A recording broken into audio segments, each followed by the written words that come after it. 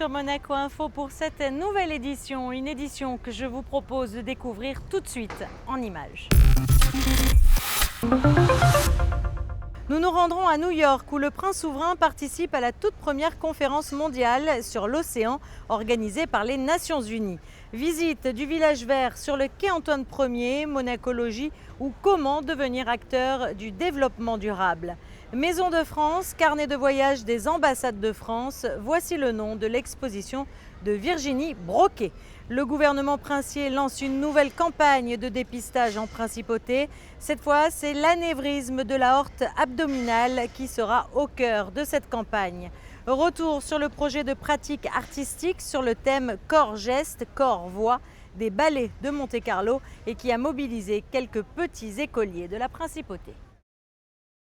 Nous vous en parlions dans notre précédente édition. Les Nations Unies organisent cette semaine la toute première conférence mondiale sur l'océan. Son but, trouver des solutions pour mettre en œuvre l'objectif de développement durable 14. Le prince Albert II s'est exprimé ce mardi matin à la tribune de la salle de l'Assemblée générale.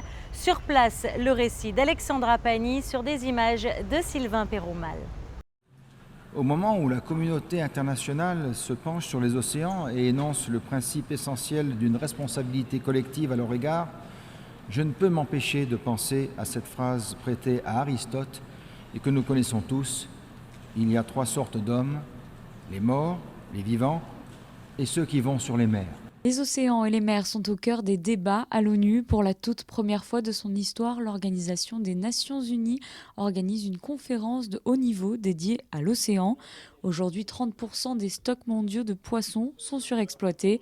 Plus de 8 tonnes de plastique sont rejetées dans les océans chaque année, alors que plus de 3 milliards de personnes sur la planète dépendent de la biodiversité marine et côtière. Cette conférence représente une opportunité d'inverser le déclin de la santé des océans et des mers avec des solutions concrètes. La principauté de Monaco œuvre depuis de nombreuses années pour cette cause. Le secrétaire général de Rio+20 à l'époque avait demandé au prince souverain d'organiser un atelier sur les océans pour que les océans soient pris en compte dans le document final de Rio.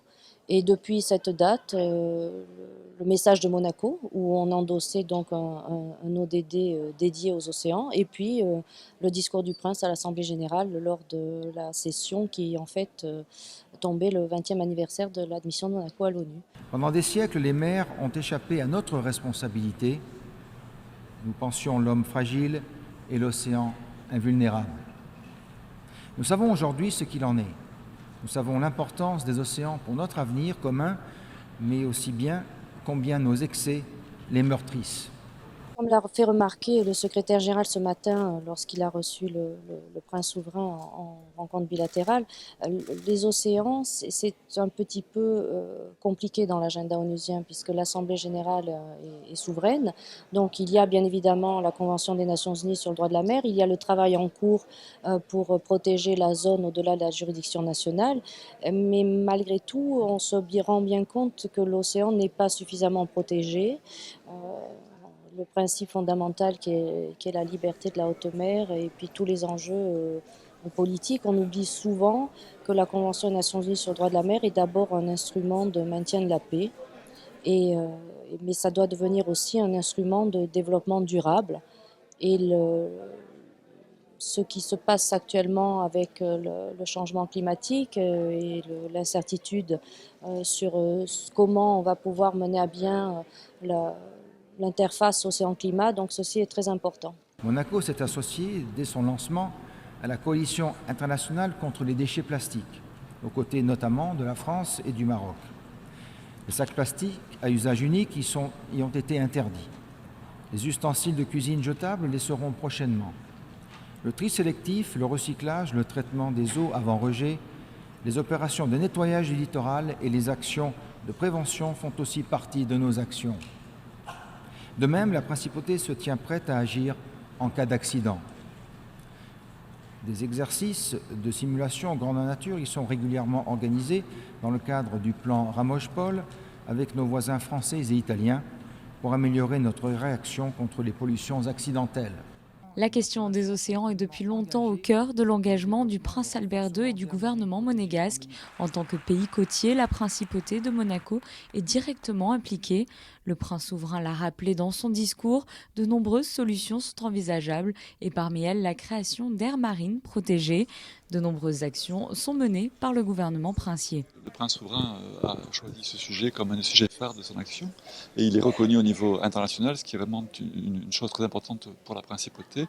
Et donc ce matin, ça a été l'occasion, dès cette première intervention, de pouvoir rappeler l'ensemble des choses que la principauté a faites, qui sont très variées et dans beaucoup de domaines. Je veux citer par exemple le fait que le GIEC, le groupement sur le réchauffement climatique, a choisi de faire un rapport spécifique sur les océans. Il y a beaucoup d'autres actions qui ont été menées grâce à l'influence ou l'action que le prince souverain et sa fondation et le gouvernement ont pu agir dans ce domaine. L'acidification est un des thèmes sur lesquels la principauté agit beaucoup, tant par le centre scientifique que par l'AIEA. Et donc il était légitime que ce soit notre souverain qui puisse intervenir sur ce domaine-là. L'acidification des océans était justement au cœur d'une réunion coprésidée par le prince souverain. Elle est causée par la hausse des émissions de CO2 absorbées par l'océan. Cela représente une menace pour l'ensemble de l'écosystème marin et pour la sécurité alimentaire et la production des produits de la mer. Une question relativement méconnue du grand public, mais qui connaît d'ores et déjà des répercussions. Un rapport des Nations Unies prévoit une perte de revenus liée aux activités maritimes de près de 3 000 milliards de dollars par an d'ici 2100. Toujours aux États-Unis, à New York. Après son intervention à la tribune de la salle de l'Assemblée générale, le prince Albert II a rencontré pour la première fois depuis son élection le secrétaire général des Nations Unies, Antonio Guterres. Ils ont notamment discuté de l'importance de cette première conférence sur l'océan, mais également du renforcement du partenariat entre le Comité international olympique et l'ONU et plus largement des problèmes sécuritaires liés au contexte international. Antonio Guterres a quant à lui signifié sa reconnaissance envers la principauté pour ses nombreuses contributions liées aux océans, mais également dans le domaine humanitaire. Retour en principauté, rendons-nous sur le quai Antoine Ier pour y découvrir la nouvelle édition de Monaco Logique qui s'y tient en ce moment même et ce jusqu'à samedi. Visite guidée de cet éco-village avec Fabien Bonilla, Orazio Gaggino et Eric Elkoubi. Monacologie est située comme chaque année depuis 2004 au niveau du Stars & Bar. Cet événement a été créé par les responsables de cet établissement en collaboration avec Olivier Arnoux. Le but, sensibiliser les enfants à l'environnement et au développement durable. Près de 25 stands constituent ce village 100% vert, avec de nombreuses animations ludiques et pédagogiques pour attirer les enfants. Vous avez des petits monstres. Ces petits monstres-là, comme on l'a dit, ce sont des monstres qui ne sont pas gentils parce qu'eux, ils ne veulent pas faire le tri. Et eux, ils veulent polluer la planète. Alors, si on voit des petits monstres comme ça, on pose sur la planète. Sauf que c'est pas bien parce que qu'est-ce qu'ils font? Vous avez vu la planète comment elle est? Quelle couleur elle est? Elle est noire, elle est grise, elle n'est pas belle. Donc il faut que les déchets, on les oriente sur les bonnes poubelles de couleur pour ne pas polluer la planète. D'accord? Alors on y va, je vous laisse faire. Bravo. Merci. C'est juste ça. Bouteille, pot, bocaux. Mais on n'a que les plumes. Bravo. Le thème principal de cette année, les ODD de l'ONU, autrement dit, les 17 objectifs de développement durable. Petit rappel, en 2015, les dirigeants de 193 pays ont ratifié ces ODD. Ce village Monacologie répond ainsi à plusieurs de ces objectifs tels que le problème de l'eau potable, des énergies propres, de l'égalité des sexes, de la santé, l'éducation, l'économie d'énergie, ainsi que la lutte contre la pauvreté ou la faim dans le monde. Le concept est de montrer de manière concrète, au travers d'ateliers ludiques, pédagogiques, des actions liées à l'environnement, liées à la protection de la biodiversité, liées au réchauffement climatique, liées à l'alimentation. On a demandé à chaque exposant, en leur présentant ces objectifs, de caler leur animation par rapport à ces objectifs. Et pour certains, c'est assez simple quand on parle de la Fondation Albert II qui va protéger la biodiversité, qui va parler de réchauffement climatique. Pour d'autres, c'est un petit peu plus compliqué, mais chacun a bien joué le jeu et s'est adapté pour se caler dans ces fameux objectifs. Il y a des nouveautés aussi cette année, j'imagine. Alors effectivement, quelques nouveautés au travers des associations qui renouvellent leurs ateliers, mais une des grandes nouveautés est d'avoir un volet encore plus large en travaillant sur d'autres objectifs, sur les inégalités, en recevant cette année l'AMAPEI qui va venir et les enfants de Francky, donc des enfants avec des pathologies très lourdes, que l'on recevra durant la semaine sur les différents stands. Monacologie est en priorité dédiée aux enfants, des stands pour les jeunes tenus par des jeunes. Les 3 établissements au label Éco-École de la Principauté, c'est-à-dire Saint-Charles, les Révoirs et la Condamine, proposent un atelier ludique autour du tri sélectif et une animation interactive sous forme de spectacle de marionnettes. Tu t'appelles comment? Elena. Alors qu'est-ce que sont les déchets toxiques? Les cartouches d'ordinateur. Oui. Là, ils font un atelier de marionnettes pour qui s'occupe du tri des déchets. Donc ils vont expliquer à leurs camarades comment trier les déchets. Ils ont fabriqué des petites marionnettes et donc ils ont appris leur texte et ils vont expliquer aux enfants comment on trie les déchets. Voilà. Les élèves du lycée Albert Ier et François d'Assise Nicolas Barré, quant à eux, présentent des animations interactives visant à mettre en avant l'accès à l'eau propre, son assainissement, mais aussi l'utilisation de l'eau comme source d'énergie. En fait, on fait avancer un bateau en chauffant de l'eau qui est dans un réservoir en haut. Et en chauffant cette eau, ça fait de la vapeur d'eau qui s'évacue par des tuyaux derrière. Par le même. Et du coup, ces bulles de gaz, on peut dire, ça propulse le bateau dans l'eau. D'accord. Quel est l'objectif là pour les jeunes qui viennent voir? De leur montrer qu'avec l'eau, on peut faire de l'énergie. Qu'avec l'eau, on peut faire plusieurs choses, comme par exemple faire avancer un bateau. De nombreux partenaires participent à ce Monacologie 2017, comme la Direction de l'aménagement urbain, le Grimaldi Forum, le Yacht Club, la mairie, la SMEG ou encore l'UNESCO. On est un peu différents chacun. Oui. Alors, Et puis les garçons peuvent être forts en plein de choses et les filles aussi. cet atelier donc présente une des ODD, c'est-à-dire Objectifs du développement durable, prévus par les Nations Unies. Et donc il s'agit de présenter à la fois un travail de recyclage de matériel qui a été fait par Marjorie Gagino avec le foyer, les élèves du foyer du collège Charles III, et également l'autre ODD qui est celui de la parité, afin que les jeunes puissent évoluer dans la société, dans le respect et une certaine équivalence. Et enfin, parmi les nombreux ateliers ou stands, une ambulance à énergie solaire fait sa toute première apparition à Monacologie cette année. Elle a la capacité de contribuer à l'accès à la santé dans les pays les plus pauvres et les contrées les plus reculées.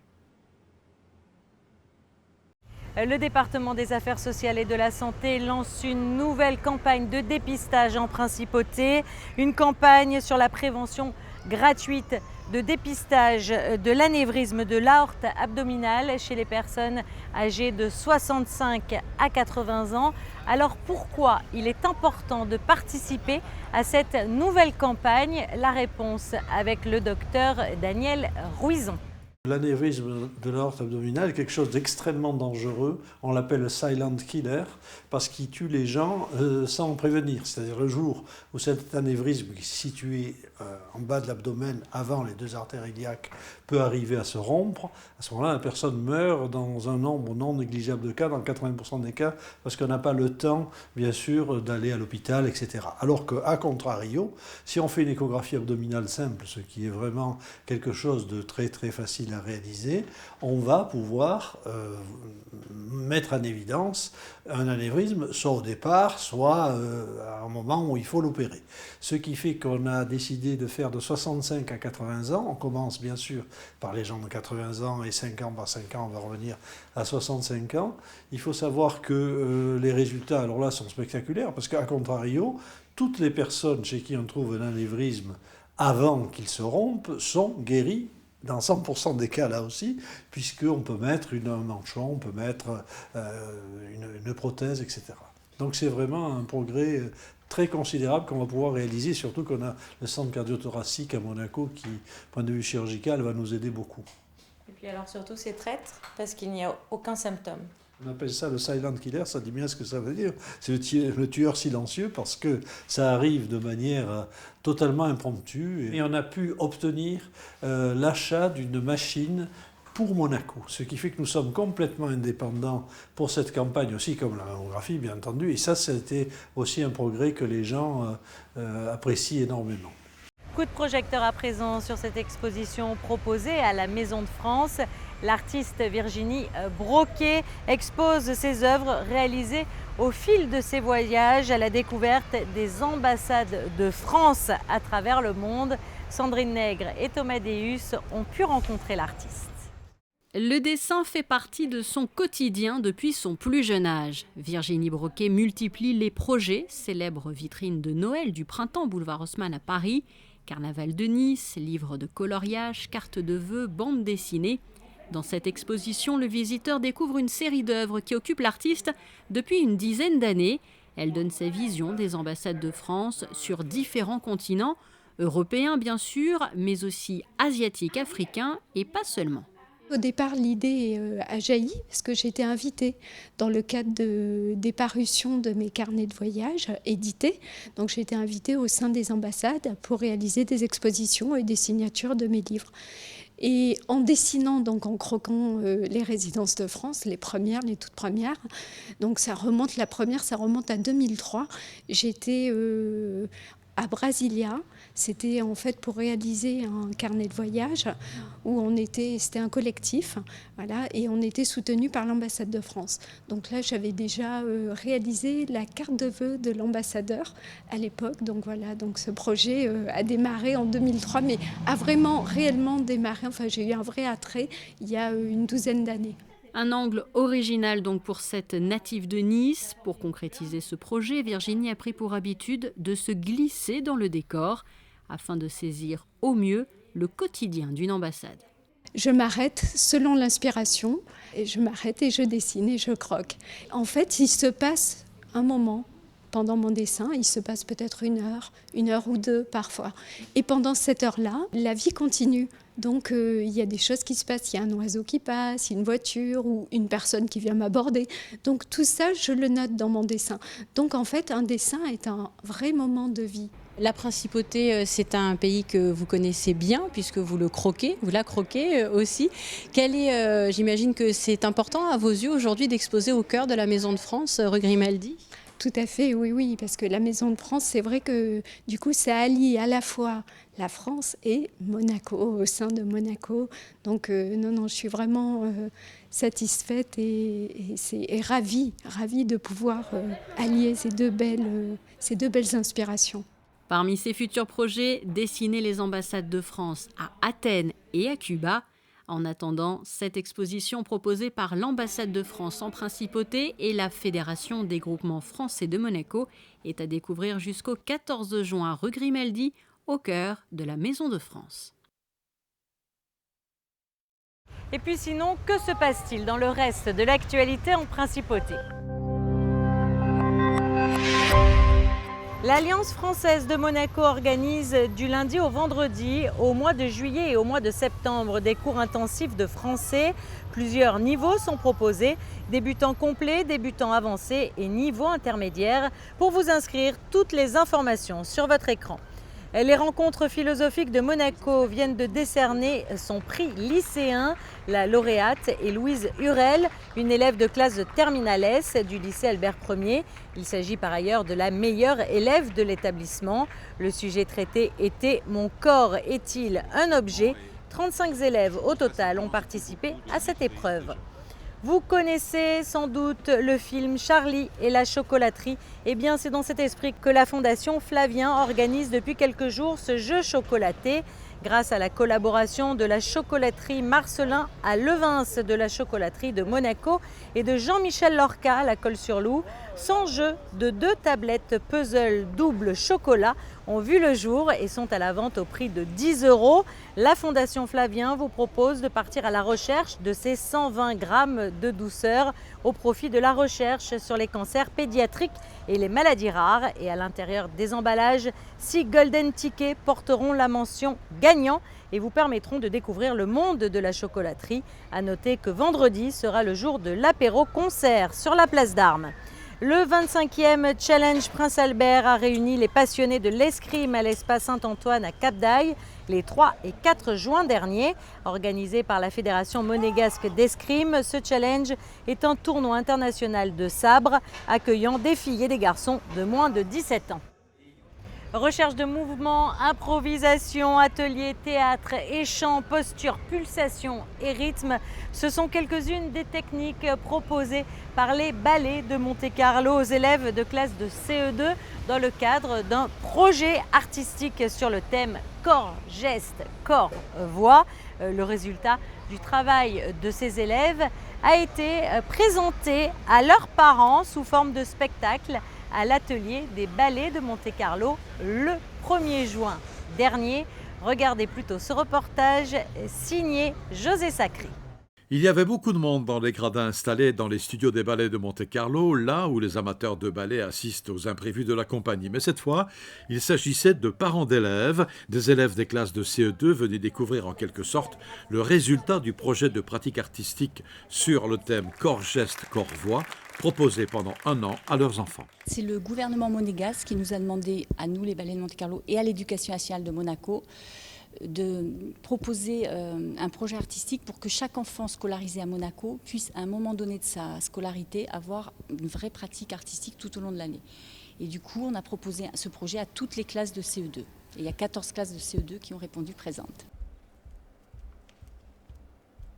Comment ont-ils vécu cette expérience ? Ils l'ont très très bien vécu et ils ont beaucoup progressé tout au long de l'année scolaire. C'est vrai que l'enseignante a pu voir les progrès, elle nous le disait à chaque fois qu'elle rentrait à l'école.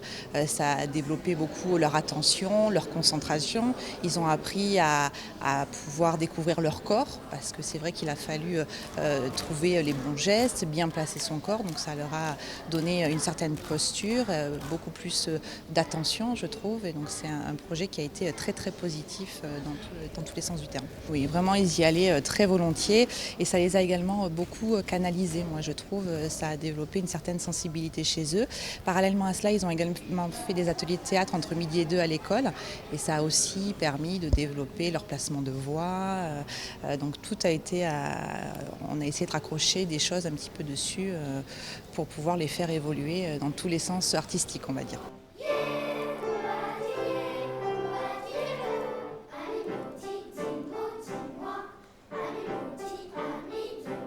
En fait, on a travaillé toute l'année sur le travail du corps, travail de l'artiste.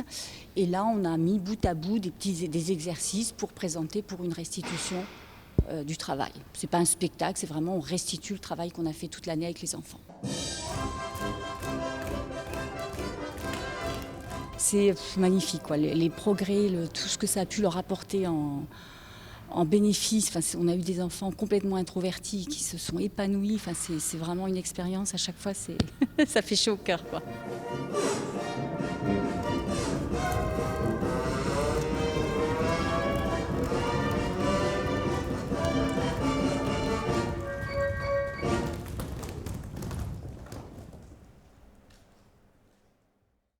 Du côté de la météo à présent. Jeudi au programme, un beau ciel bleu, peu de vent et des températures oscillant entre 21 et 26 degrés. À compter de vendredi, le soleil sera au zénith.